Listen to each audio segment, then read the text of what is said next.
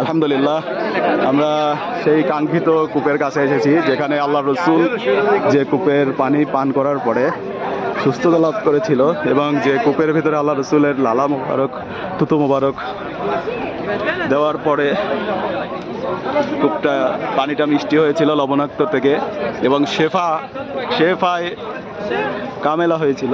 এই কূপের পানি যারা পান করে, যত বড়ই রোগ থাকুক না কেন, আলহামদুলিল্লাহ শেফা লাভ করে এই রোগ থেকে। আমরা দেখতে পাচ্ছি সেই কূপটা, পুরা কূপটা ঘেরা দেওয়া আছে।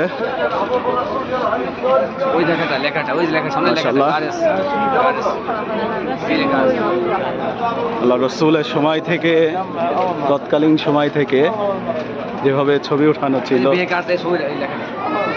যে অবস্থায় প্রথম অবস্থাতে কূপের অবস্থানটা যেমন ছিল তখন থেকে একটা চিত্র অঙ্কন করা হয়েছে। দ্বিতীয় অবস্থানটাও দেওয়া হয়েছে, কূপের অবস্থানটা।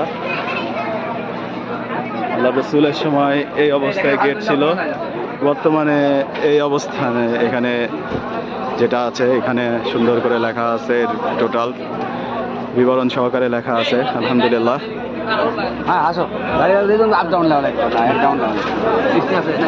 এখান থেকে সে পানি দেওয়া হয়।